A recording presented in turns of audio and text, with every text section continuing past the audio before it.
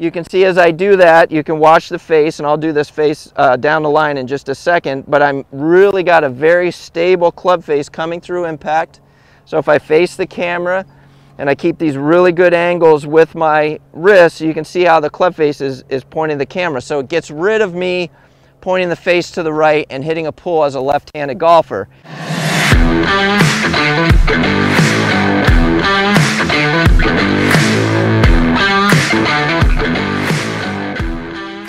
Hey everyone, in this video we're going to talk about how to get rid of a pull in golf. We're going to take a deep dive into where pulls come from, and I'm going to give you a few drills to help you never pull the golf ball again. But before we get to that, I've really enjoyed bringing this free content to you, and our YouTube community, it's growing, and I'm really excited about that, and I want it to continue to grow, and you can help me with that. And the way you can help me is by sharing this content with your friends, liking this video when it's over, subscribing to my YouTube channel, and the easiest way to do that is click on that little red button in the corner of this video, and that just alerts you when I have new videos available for you to watch, and then comment. Okay, so the first thing we have to do is we have to define what is a pull shot in golf. And I play golf left-handed, so I'm going to go over it left-handed, but I'll also go over it for those of you, the majority of you, who play right-handed.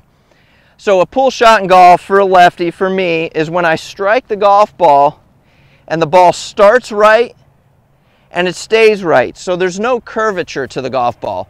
It just starts right of my target and it just stays right of my target. So now we can reverse that around for the right-handed players. And for a right-handed player, what you see is you strike the golf ball, the ball starts left, and it stays left. Again, there's no curvature to it at all. It just starts left, stays left, starts left of the target, finishes left of the target. So that defines a pull shot. And I do some online lessons for the swing index, and I often get players that are good players. They're shooting the 80s and they want to get to the 70s, and the most common swing fault that they give us is a pull. So I see this a lot with good players, but on my lesson tee day in and day out, I've seen all different handicap levels pull the golf ball.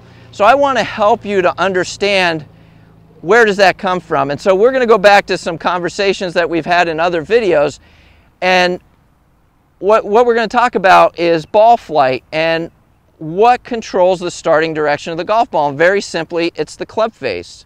So if my face is square at impact, the initial projection of the ball is going to be straight, might curve once it gets out there.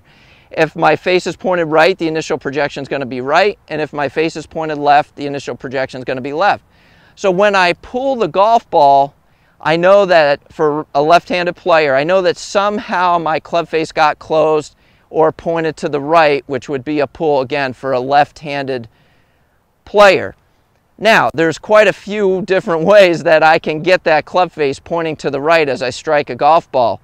And I think the one that most people think about, and it doesn't always happen this way, but I want to discuss it, because most people, when they see a ball start right, they think they came over the top.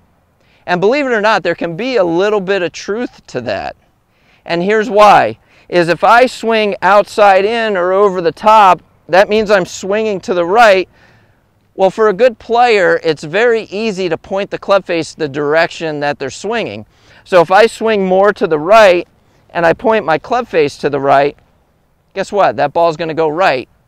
That's a pull. So what I want to get into first is if you're somebody who believes that your pull is coming because you're swinging outside in, over the top, for me a left-handed player swinging to the right, if you're a right-handed player swinging more to the left and pointing the face more left, but if that's where you think it's the genesis of it is, and the way you would know that is you could look at your divots on the ground. You might see your divots pointing a little bit more to the right, or if you're a right-handed player, pointing a little bit more to the left, which would be an indicator. It's not always a one-to-one relationship, but it could be an indicator that you are over the top and you're pointing the face more that direction, and that's where your pull is coming from.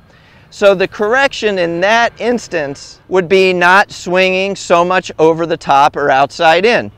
So one of my favorite ways to fix this, I'm just going to put a ball on the ground here that I'm going to hit. And I'm going to take another golf ball, and I'm just going to drop it right behind my left foot. So again, I look at my divots, I see they're going to the right. I know I'm pointing the face right because I'm hitting these pools, so I've got to fix the path. And a really easy way to do that is just set up a ball. You see how I just dropped a ball right behind my trail foot, which for me as a left-handed golfer is my left foot. And what I'm going to work on now, and this is the most important thing, is on the downswing, I am going to work on swinging over that golf ball to hit this inside, or what I feel is this inside corner of the golf ball, and get the club traveling less to the right, hopefully more down the target line. And as I said, with good players, what I see is they typically tend to point the face the direction they're swinging. So if I can swing the club less to the right, I don't necessarily need to swing it left, but I need to swing it less right or closer to the target line. I can square that club face. I'm going to see the ball go straighter. I'm going to get rid of that pull. So let's do this. Let's take a look at this and hit a shot and see how we do. See if we hit it a little straighter. So I know that I'm pulling the golf ball, and I've come to the realization that I am coming over the top. It's not the over the top that's causing the ball to pull, but as I swing over the top, it makes it easier for me to point the club face to the right, which makes the ball go right, which is the pull. Remember, it's the club face. So now I'm going to do something to help me to point that club face straighter down the range, and that's by swinging straighter down the range. And what we used is this little ball I dropped back here as a guide. So I'm going to go ahead and I'm going to make a swing. I'm going to take it back the way I usually do, but I'm going to feel like I come over that golf ball before I hit this ball.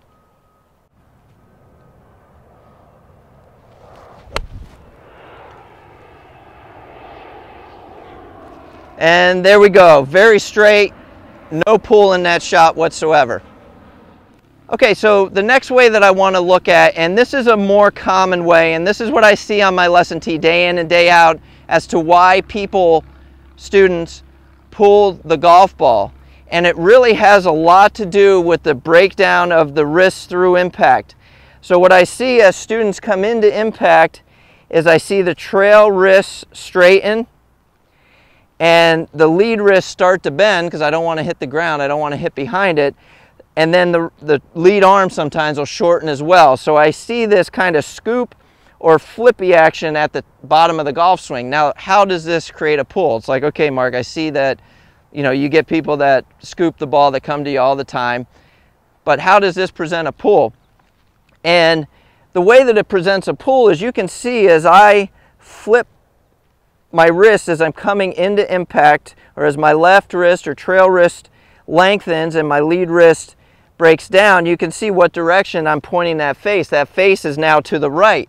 So if I'm hitting a golf ball and I create those impact alignments, guess what? That ball is going to start right, and it's going to be a pull every time. So I have a little bit of a theory behind this. No science, not a ton of science behind it, but a little bit of a theory. So I get a lot of really good, like 4, 5, 6 handicap players that come to Florida. And Florida in the winter, as you can see, the grass is very tight. The lie is very tight. Plus we have Bermuda grass, and Bermuda grass tends to grow into itself. Where up north we have bent grass, and that has a root structure, and the grass tends to grow more straight up and down. So what I'm getting at here is up north, we get these nice perchy lies where the ball's almost up on a tee. And guess what? We can go ahead and we can flip it off of those lies. I can scoop it a little bit, still catch it solid, and yeah, get these people that pull it so they aim a little bit left or right, depending on whether they're left or right-handed, and they hit these shots and they're fine, and they get here to Florida where they get these tighter lies and they got to hit down and they need to compress the ball more, and they can't do it because they're scooping at it and they're fighting a pull, they're fighting poor contact. It just doesn't work here in Florida with the tighter grass, especially dormant in the winter. So I have a great drill that I like to use to help them with that, and I have this alignment stick here. You can see it's kind of a sawed off one that's a little shorter, which I think is a little bit better for this drill. But what I'll have them do is I'll have them make some swings. I really don't want you hitting any balls doing this because I don't want you to hurt yourself. But it's great to just make some practice swings. Take this alignment, put it on the back of the grip, And I have it on the right side of my body for a left-handed player. If you're a right-handed player, you're going to have it on the left side of your body. And you're just going to make some half swings back, and the whole idea is to keep better angles through impact. You can see as I do that, you can watch the face, and I'll do this face down the line in just a second, but I'm really got a very stable club face coming through impact. So if I face the camera and I keep these really good angles with my wrist, you can see how the club face is pointing the camera. So it gets rid of me pointing the face to the right and hitting a pull as a left-handed golfer. Now, something really interesting with this is, and I have students comment about this all the time, is if I flip my wrist, I'm definitely going to hit myself. I'm going to hit my side here.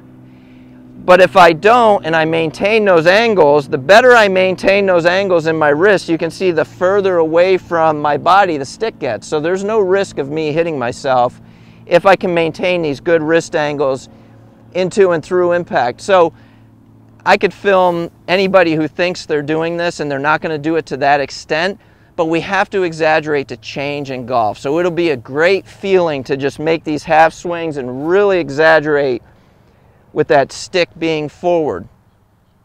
And as a result, I'm going to stabilize that face. I'm going to launch the ball straighter. It's going to go at my target. So let's hit one here. So the first thing that I would do if you were on the range practicing, you get set up with the stick behind the grip here, and you just make 2 or 3 little rehearsal swings where I'm really getting a feel of that stick getting away from me. Like I said, it's a feeling that I hear my students say all the time, is like, wow, I didn't really know the club in my arms and everything should feel that far away from me. And then once I got that good feel, probably rehearse it once without the stick, and then we'll hit one.